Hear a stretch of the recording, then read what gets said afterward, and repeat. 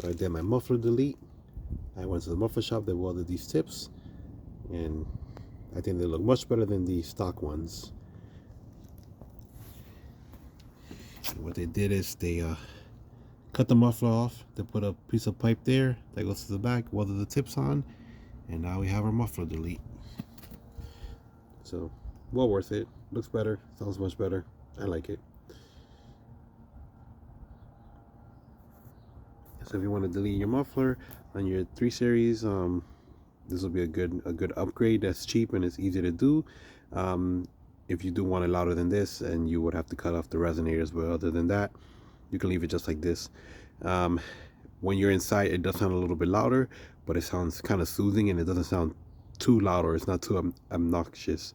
But when you do floor it, you can hear from the outside. It sounds pretty well. So yeah, if you like it, go ahead, try it out and see how you like it. I kept the stock exhaust just in case.